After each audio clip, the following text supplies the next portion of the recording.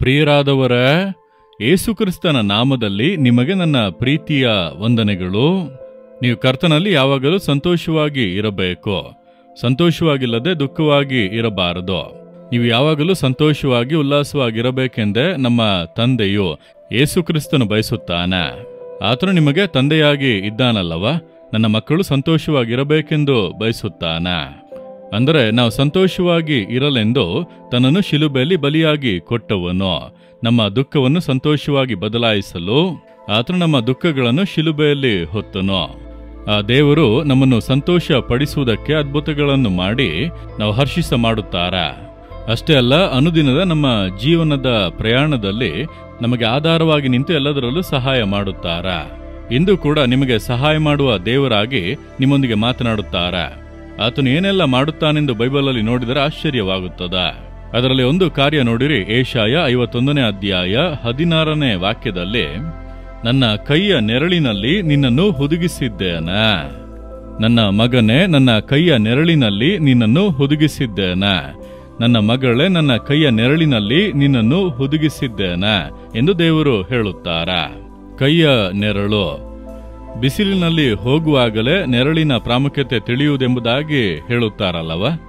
ಒಂದು ತೀವ್ರವಾದ ಬಿಸಿಲಿನಲ್ಲಿ ಹೋಗುವಾಗ ಒಂದು ನೆರಳು ಸಿಕ್ಕಿದರೆ ಬಹಳ ಸಂತೋಷವಾಗಿರುತ್ತದೆ.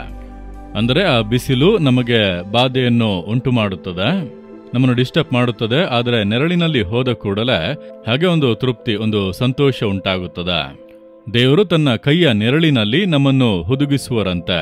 ಈ ಬಿಸಿಲು ಕಾಲದಲ್ಲೇ ನಮಗೆ ನೆರಳು ಬಹಳ ಅವಶ್ಯ. ಅದಕ್ಕೆ ಛತ್ರಿ ಹಿಡಿದುಕೊಳ್ಳುತ್ತೇವೆ, ನೆರಳಿನ ಸ್ಥಳವನ್ನು ಹುಡುಕಿ ಹೋಗುತ್ತೇವೆ, ಮರದ ನೆರಳಿನಲ್ಲಿ ನಿಂತು ಸ್ವಲ್ಪ ವಿಶ್ರಮಿಸುತ್ತೇವೆ. ನೆರಳು ಬಹಳ ಅವಶ್ಯ ಎಂಬುದಾಗಿ ಬಿಸಿಲಿನ ಕಾಲದಲ್ಲಿ ಬಿಸಿಲಿನಲ್ಲಿ ಹೋಗುವಾಗಲೇ ನಮಗೆ ತಿಳಿಯುವುದು. ಈಗ ದೇವರು ತನ್ನ ಕೈಯ ನೆರಳಿನಲ್ಲಿ ನಮ್ಮನ್ನು ಹುದುಗಿಸುವರಂತೆ. ಈ ಬಿಸಿಲಿನ ಉಷ್ಣತೆ, ತೀವ್ರತೆ ನಮ್ಮನ್ನು ಬಾಧಿಸದೇ ಇರುವ ಹಾಗೆ ನೆರಳನ್ನು ಹುಡುಕುವಂತೆ. ಈ ಲೋಕದಲ್ಲಿ ಅನೇಕ ವಿಧದ ಕೇಡುಗಳು ನಮ್ಮನ್ನು ಇಕ್ಕಟ್ಟಿನಲ್ಲಿ ದೂಡುವಾಗ ನಾವು ಬಾಧಿಸಲ್ಪಡದೇ ಇರುವಂತೆ ದೇವರ ಕರವು ನಮ್ಮನ್ನು ಮರೆಮಾಡಿ ಕಾಯುತ್ತದೆ. ಒಮ್ಮೆ ನಾನೊಂದು ವಿದೇಶಕ್ಕೆ ಹೋಗಿದ್ದಾಗ ಒಂದು ಪಾರ್ಕನ್ನು ನೋಡುವುದಕ್ಕಾಗಿ ಕರೆದುಕೊಂಡು ಹೋದರು. ಸುಂದರವಾದಂಥ ಪಾರ್ಕ್, ಒಳ್ಳೆ ಉದ್ಯಾನವನ ನೋಡೋಣ ಎಂಬುದಾಗಿ ಕರೆದುಕೊಂಡು ಹೋದರು. ಅನೇಕರು ಕುಟುಂಬವಾಗಿ ಅಲ್ಲಿ ಕುಳಿತುಕೊಂಡಿದ್ದರು. ಬಹಳ ಎಂಜಾಯ್ ಮಾಡಿ ಸಂತೋಷವಾಗಿ ಇದ್ದರು. ಅವರಿಗೆ ಬಿಸಿಲು ಬಂದರೆ ಬಹಳ ಸಂತೋಷ. ಯಾವಾಗಲೂ ಚಳಿಯಲ್ಲೇ ಇರುವರ. ಈ ಅಮೆರಿಕ, ಕೆನಡಾ, ಇಂಗ್ಲೆಂಡ್ಗೆಲ್ಲ ಹೋದರೆ ಆ ರೀತಿಯ ಅವಸ್ಥೆ. ಆಗ ಬಿಸಿಲು ಬಂದರೆ ಬಹಳ ಸಂತೋಷ ಪಡುವರು. ಬಿಸಿಲಿನಲ್ಲೇ ಬಂದು ಕುಳಿತುಕೊಳ್ಳುವರು, ಬಿಸಿಲಿನಲ್ಲೇ ಕೂತಿರುವರು. ನಮ್ಮ ಊರಿನ ಬಿಸಿಲು ಬೇರೆ, ಇಲ್ಲಿ ಇದು ಕಷ್ಟವಾಗುತ್ತದೆ, ನೆರಳನ್ನು ಹುಡುಕುತ್ತೇವೆ. ಅವರು ಬಿಸಿಲಿನಲ್ಲೇ ಸಂತೋಷವಾಗಿ ಕೂತಿರುವರು. ಆ ರೀತಿಯಾಗಿ ಬಿಸಿಲಿನಲ್ಲಿ ಕುಟುಂಬಗಳಾಗಿ ಕೂತಿದ್ದಾರೆ. ಒಂದು ಚಿಕ್ಕ ಪುಟ್ಟ ಒಂದು ಪಾಪು ಹಾಗೆ ಮಲಗಿಕೊಂಡಿದೆ. ಹಾಗೆ ಹೊದಿಸಿ ಇಟ್ಟಿದ್ದಾರೆ, ಅದು ಮಲಗಿಕೊಂಡಿದೆ. ಆದರೆ ಬಿಸಿಲು ಬೀಳುವಾಗ ಆ ಮಗುವಿನ ಮೇಲೆ ಬಿಸಿಲು ಬಿದ್ದರೆ ಮುಖವೆಲ್ಲ ಒಂದು ರೀತಿ ಆಗುವುದಲ್ಲವ. ದಿಢೀರೆಂದು ನೋಡುವಾಗ ಆ ಮಗುವಿನ ಮುಖದ ಮೇಲೆ ಒಂದು ನೆರಳು ಬಂದಿತ್ತು. ಬಿಸಿಲೆಲ್ಲವೂ ಹೋಗಿ ಒಂದು ನೆರಳು ಉಂಟಾಯಿತು. ಏನೆಂದು ನೋಡಿದರೆ ಆ ಮಗುವಿನ ತಂದೆ ಹಿಂದೆ ನಿಂತುಕೊಂಡು ಆ ಮಗುವಿನ ಮುಖದ ಮೇಲೆ ಬಿಸಿಲು ಬೀಳುವಾಗ ತಮ್ಮ 2 ಕೈಗಳನ್ನು ಇಟ್ಟುಕೊಂಡು ನೆರಳನ್ನು ಉಂಟು ಮಾಡುತ್ತಾ ಇದ್ದಾರೆ. ಸ್ವಲ್ಪ ಹೊತ್ತು ಬಿಸಿಲು ಇರುತ್ತದೆ, ನಂತರ ಮೋಡ ಬಂದರೆ ನೆರಳು ಬರುತ್ತದಲ್ಲವ.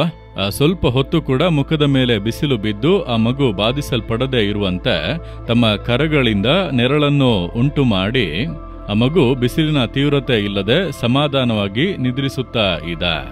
ನಾನದನ್ನು ನೋಡಿದಾಗ ನನಗೆ ಈ ವಾಕ್ಯ ನೆನಪಿಗೆ ಬಂದಿತ್ತು. ನನ್ನ ಕೈಯ ನೆರಳಿನಲ್ಲಿ ನಿನ್ನನ್ನು ಹುದುಗಿಸುವನೆಂದು ದೇವರು ಹೇಳಿದ್ದಾರಲ್ಲ. ನೋಡಿ, ದೇವರ ಕೈ ದೊಡ್ಡ ಕೈ, ದೊಡ್ಡ ಬ್ರಹ್ಮಾಂಡವಾದಂಥ ಕೈ. ಆ ಕೈಯಿಂದ ನಮ್ಮ ಮೇಲೆ ನೆರಳು ಉಂಟಾಗುವಂತೆ ಮಾಡುವರು.